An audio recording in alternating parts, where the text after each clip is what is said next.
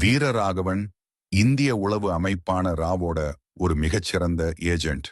பாகிஸ்தான் எல்லையில இருக்கிற ஒரு தீவிரவாதியை பிடிக்கிற ஆபரேஷன்ல எதிர்பாராத விதமா ஒரு சின்ன குழந்தை உயிரிழக்குது.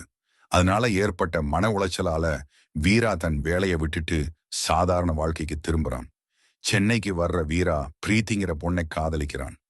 ஒரு நாள் அவளோட சேர்ந்து ஈஸ்ட் கோஸ்ட்ங்கிற பெரிய ஷாப்பிங் மாலுக்கு போறான். ஆனா அங்க அவனுக்கு ஒரு மிகப்பெரிய அதிர்ச்சி காத்துட்டு இருக்கு. நூற்றுக்கணக்கான பொதுமக்களை பிணையாக பிடிச்சு அந்த மாலையே சைஃப் தலைமையிலான தீவிரவாத கும்பல் கடத்துது. அவங்களோட கோரிக்கை, சிறையில் இருக்கிற அவங்களோட தலைவன் உமர் ஃபரூக்கை விடுதலை செய்யணும். ஆனா அந்த தீவிரவாதிகளுக்கே தெரியாது அவங்க கடத்தின மாலுக்குள்ள மீன் பிடிக்க வந்த இடத்துல சுறாமீன் மாட்டிடுச்சாங்கிற மாதிரி வீரா இருக்கான்னு. அரசாங்க அதிகாரி அல்தாஃப் உதவி மூலமா மாலுக்குள்ளேயே இருந்துகிட்டு தீவிரவாதிகளை ஒவ்வொருத்தரா பீஸ்ட் மோடி எடுத்து வேட்டையாட தொடங்குறான் வீரா.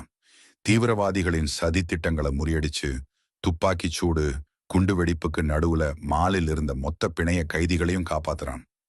அது மட்டும் இல்லாம தப்பிச்சு ஓட பார்த்த தீவிரவாத தலைவனை பாகிஸ்தானுக்கே போய் ஜெட் ஃபைட்டர்ல ஏறி தூக்கிட்டு வந்து இந்திய அரசாங்கத்துக்கிட்ட ஒப்படைக்கிறான். ஒற்றை ஆளா நின்னு ஒரு மாசான ஆபரேஷனை முடிச்ச பீஸ்ட் வீரராகவனின் கதைதான் இது.